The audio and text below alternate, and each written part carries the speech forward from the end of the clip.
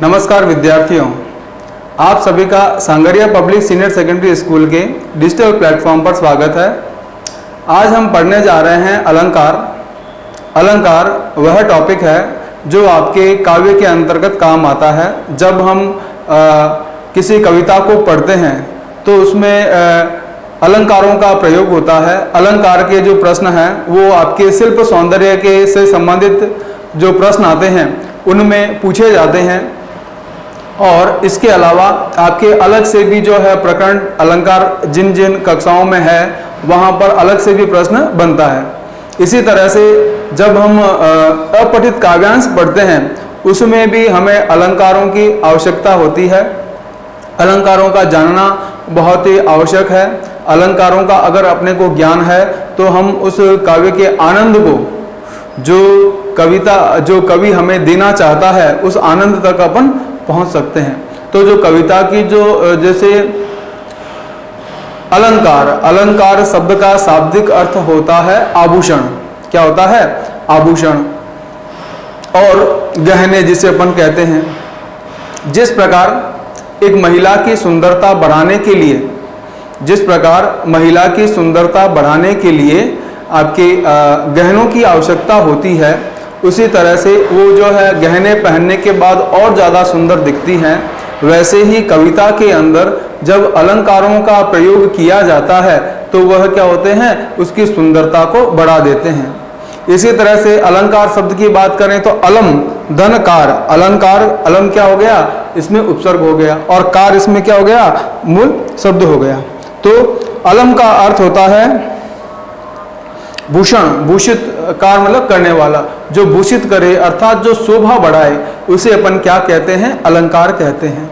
ठीक है, तो अभी अपन जो है अलंकार का अर्थ क्या है, अलंकार की परिभाषा क्या है, उसको पहले समझेंगे। उसके बाद उसके प्रकारों पर अपन विशेष चर्चा करेंगे। ठीक है, तो अलंकार अर्थ एवं परिभाषा।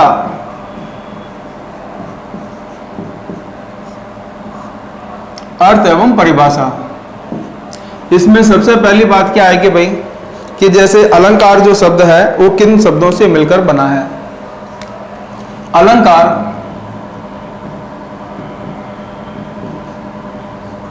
दो शब्दों से मिलकर बना है।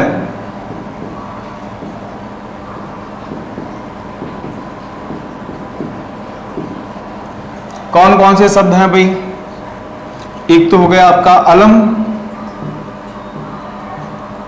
धनकार। यहां पर देखना आपके जो अनुस्वार व्यंजन संधि में अपन ने पढ़ा था, व्यंजन संधि में अपन ने पढ़ा था जो अनुस्वार होता है उसका क्या बन जाता है? म में परिवर्तित करते हैं। ठीक है, तो यहां पर क्या हो गया? अलम, ठीक है, और कार। अलम का अर्थ होता है भूषित करना, भूषण। ठीक है, कार मतलब करने वाला।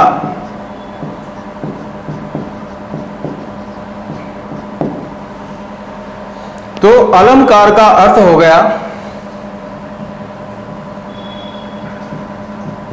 भूषित, कोष्टक में लिखो शोभा बढ़ाने वाला।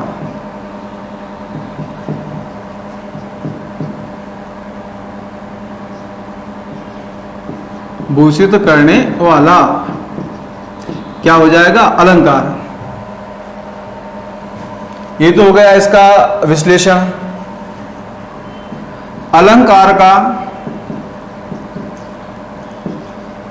शाब्दिक अर्थ, शब्द का क्या अर्थ है?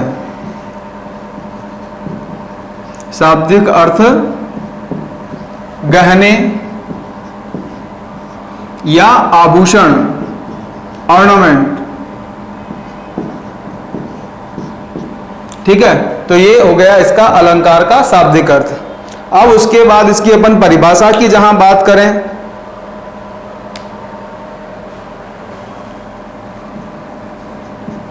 परिभाषा तो दो तीन परिभाषाएं अपने को ध्यान में रखनी रहेंगी। जैसे जिस प्रकार नारी की सुंदरता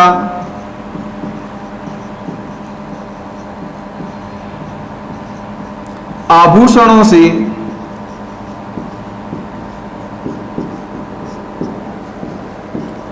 बढ़ती है।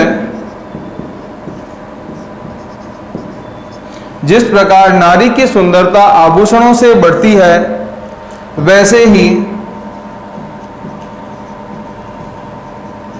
कविता की सुंदरता बढ़ाने वाले तत्व अलंकार कहलाते हैं।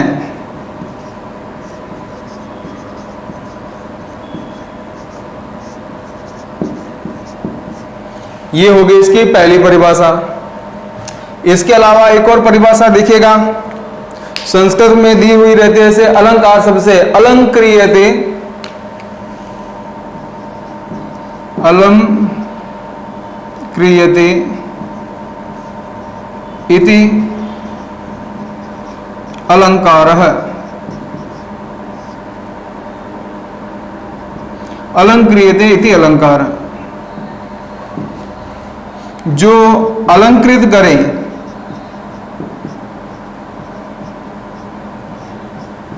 शोभा बढ़ाए,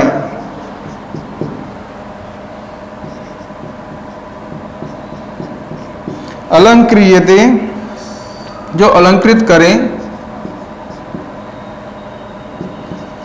उसे अलंकार कहते हैं।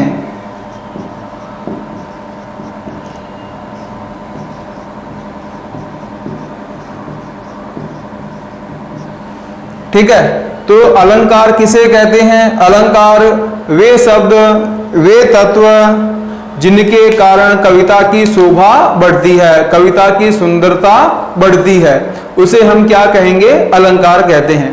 तो एक बार पुनः वापस देखें, अलंकार दो शब्दों से मिलकर बना है, अलम धन कार। अलंकार होता है भूषण, है ना, आभूषण और करने वाला। भूषण मतलब सुशोभित करना, शोभा बढ़ाना, ठीक है, भूषित शोभा करने वाला। अब अलंकार का शाब्दिक अर्थ क्या हो जाता है? गहने, आभूषण। अब परिभाषा जिस प्रकार से, क्योंकि अपन ने ये अर्थ लिखा गहने आभूषणों से, तो इसी से एक परिभाषा अपन ने बनाई है कि जिस प्रकार नारी की सुंदरता किससे बढ़ती है? आभूषणों से बढ़ती है, वैसे ही कविता की सुंदरता बढ़ाने वाले तत्व क्या कहलाते हैं? अलंकार कहलाते हैं। ठीक है, संस्कृत की परिभाषा है अलंक्रियते इति अलंकारः। जो अलंकृत किया जाता करता है, जो शोभा बढ़ाता है, उसे हम क्या कहते हैं? अलंकार कहते हैं। ठीक है, तो ये हो गया आपके अलंकार की परिभाषा, अलंकार का अर्थ। अब हम आगे पढ़ेंगे अलंकार के प्रकार।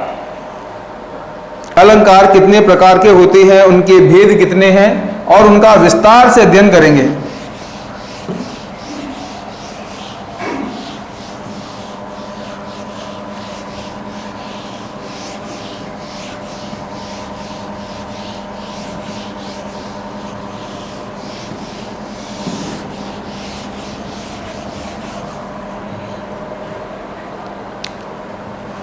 अलंकार के भेद।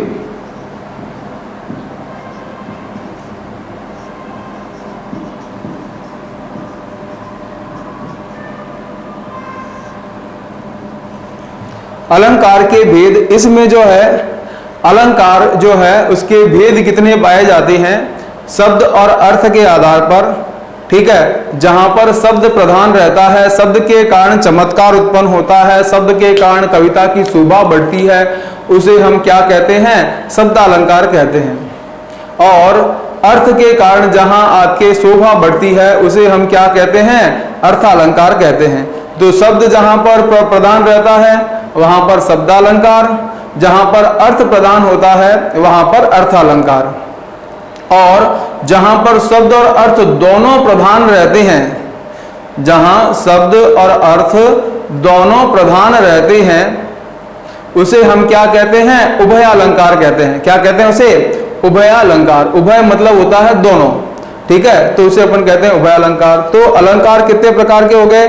3 प्रकार के हो गए। एक तो शब्दालंकार, दूसरा अर्थालंकार और तीसरा उभय अलंकार।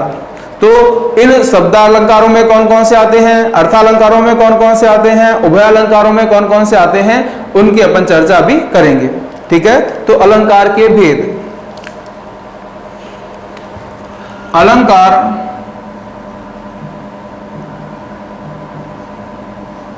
तीन प्रकार के होते हैं, या अलंकार के 3 भेद होते हैं। ठीक है, नंबर 1 शब्दालंकार,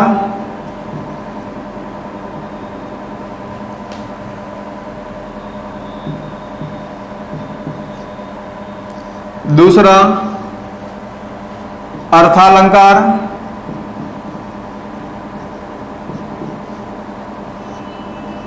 तीसरा उभयालंकार,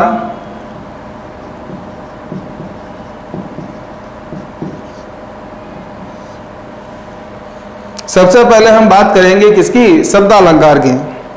शब्दालंकार किसे कहते हैं?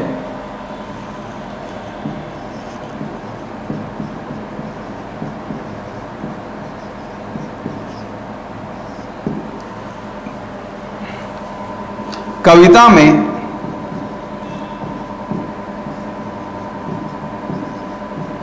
शब्द के कारण चमत्कार उत्पन्न होता है।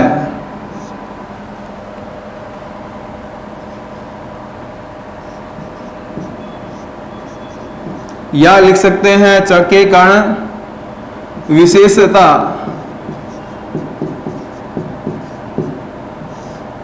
ठीक है, या अपन ने कह दिया कि शोभा, है ना, जो भी अपन शब्द काम में लें, ठीक है, बढ़ती है।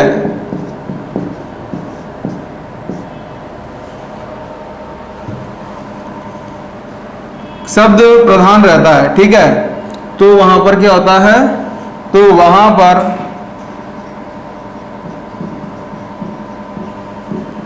शब्दालंकार होता है। ये तो हो गई आपके शब्दालंकार की बात। अब उसके बाद अपन बात करते हैं किसकी? अर्थालंकार की। अर्थालंकार क्या होता है? तो यहां पर परिभाषा बदल देंगे अपन, शब्द की जगह क्या हो जाएगा? अर्थ हो जाएगा, अर्थालंकार।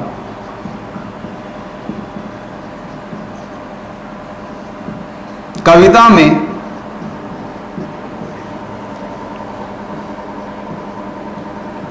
अर्थ के कारण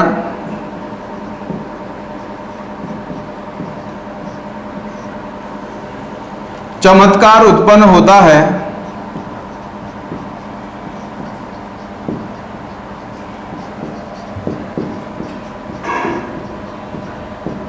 तो वह अर्थालंकार होता है।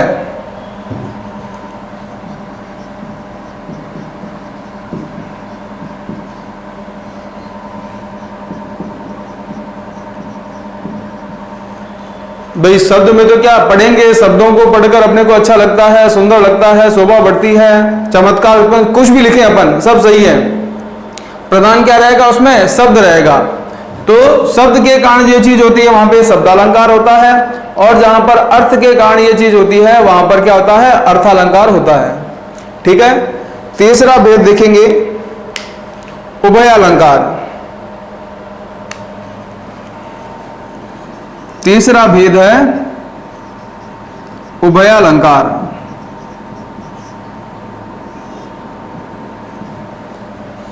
कविता में शब्द और अर्थ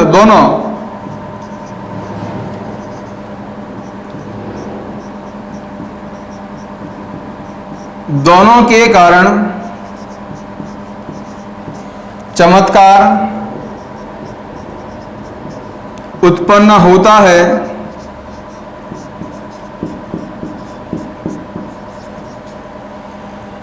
तो वह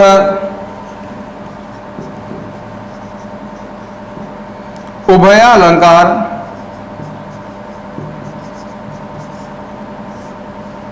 होता है।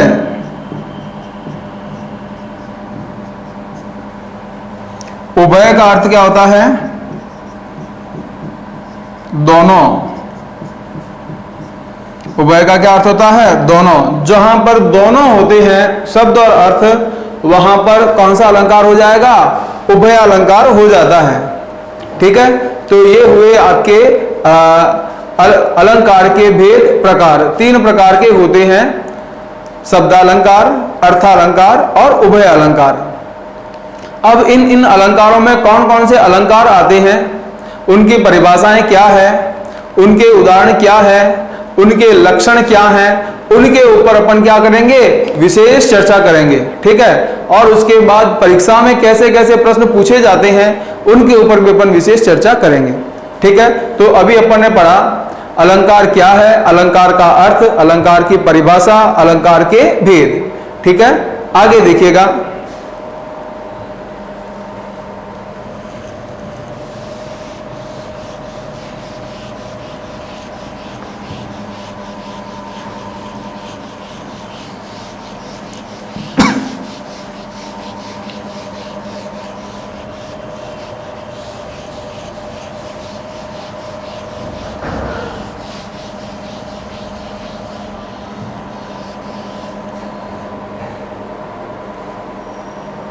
देखो यार, शब्दालंकार में जैसे आपके अनुप्रास अलंकार, ठीक है, अनुप्रास, रूपक, उपमा, उत्प्रेक्षा, ठीक है। फिर उसके बाद में और अपन क्या पढ़ेंगे, जैसे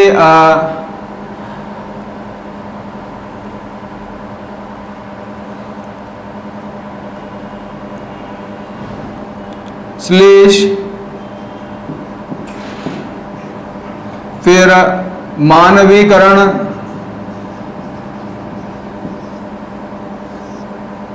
पुनरुक्ति,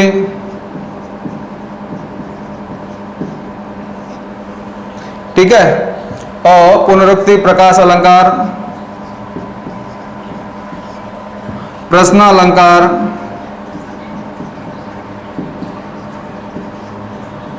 संबोधन अलंकार,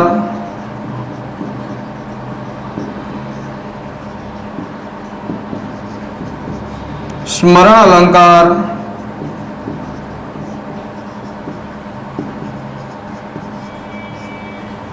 ठीक है। और इसके अलावा भी अलंकार होते हैं, ठीक है। तो उन अलंकारों का अपन क्या करेंगे, एक एक करके अपन अध्ययन करेंगे, ठीक है। तो अनुप्रास किसे कहते हैं, रूपक किसे कहते हैं, उपमा किसे कहते हैं, उत्प्रेक्षा किसे कहते हैं, थोड़ा सा सामान्य सा परिचय लें। अनुप्रास अलंकार में वर्णों की आवृत्ति होती है। अनुप्रास अलंकार में क्या होती है? वर्णों की आवृत्ति होती है, ठीक है। और यमक अलंकार, ठीक है।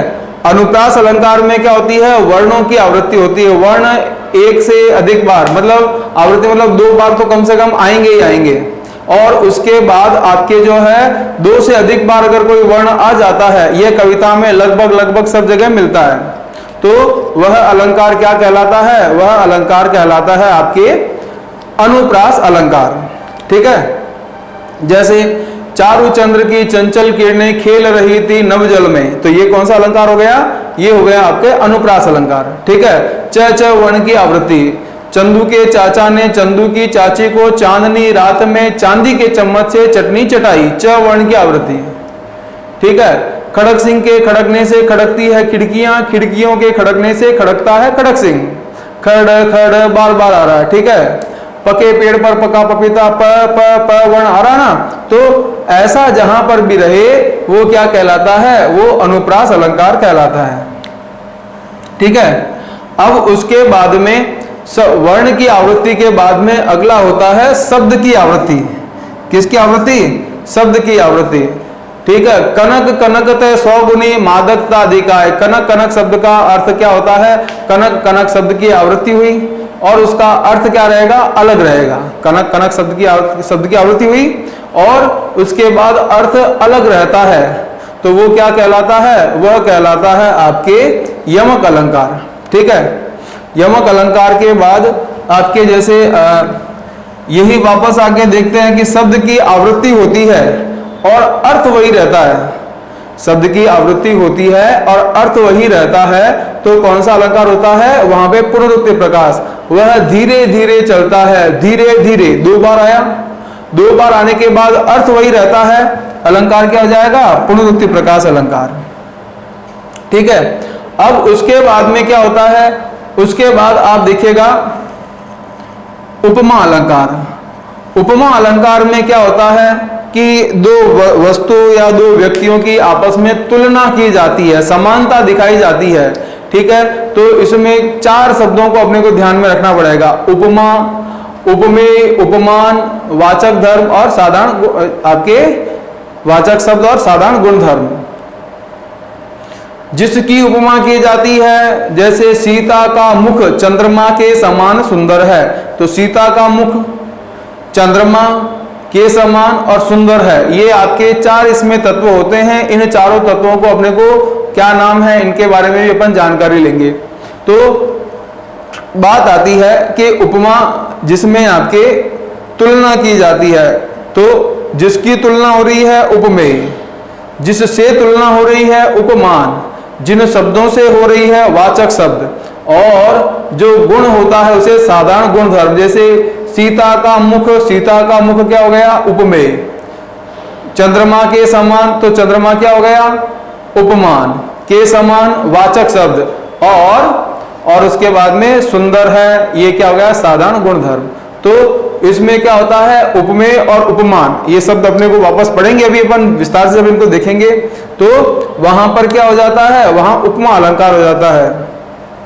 इसी तरह से जब उपमेय उपमान का रूप धारण कर लेता है, उपमेय उपमान का रूप धारण कर लेता, अभंग आरोप किया जाता है, वहां पर हो जाता है रूपक अलंकार। रूपक अलंकार से मतलब ये हो गया कि जैसे चरण कमल, ठीक है, चरण रूपी कमल, कमल के समान जो है सुंदर है, लेकिन उन्होंने क्या कर लिया? उसका रूप धारण कर लिया। ठीक है, मृग नयनी, मृग के समान सुंदर आंख है जिनकी, तो मृग नयनी, उसको आंख को ही क्या कर दिया? मृग नयनी बना दिया। तो उसकी तुलना होगी तो मृग के समान जो सुंदर नेत्रों वाली। तो जहां पर उपमेय उपमान का रूप धारण कर लेता है, वहां पर हो जाता है रूपक अलंकार। तो ये तीनों अलंकार अपन एक साथ देखेंगे। फिर आपके आता है उत्प्रेक्षा अलंकार। उत्प्रेक्षा अलंकार में क्या होती है? संभावना व्यक्त की जाती है। क्या की जाती है? संभावना व्यक्त की जाती है। जैसे मनु मानो, जनु जानो, मनहु जनहु, इन शब्दों से क्या होगी? संभावना व्यक्त होगी। ठीक है, उपमा में क्या होगा? शरीर सम के समान, है ना, ये वाचक शब्द होंगे, इनसे अपन पहचानेंगे कि यहाँ पर कौन सा अलंकार है? उपमा अलंकार है। तो अपन ने पढ़ा अनुप्रास, समझा, रूपक, उपमा, उत्प्रेक्षा और यमक। उसके बाद में आपके आता है श्लेष अलंकार। श्लेष अलंकार में क्या होता है कि आपके शब्द एक ही बार आता है और उसके अर्थ जो होते हैं क्या होते हैं? बहुत सारे उसमें छुपे हुए रहते हैं, चिपके हुए रहते हैं। श्लेष का अर्थ होता है चिपकना। जैसे रही मन पानी राखिए, बिन पानी सब सून, पानी गए न उबरे, मोती मानस चून। पानी शब्द में बहुत सारे अर्थ छुपे हुए हैं, ठीक है, चिपके हुए हैं, तो ये यहाँ पर क्या कहलाएगा? श्लेष अलंकार कहलाएगा। अच्छा, श्लेष की जहां बात करती है, जहां पे शब्द प्रदान होता है वहां शब्द श्लेष, और जहां अर्थ प्रदान होता है वहां अर्थ श्लेष। तो ये श्लेष अलंकार कौन सा हो जाएगा? उभय अलंकार में आएगा।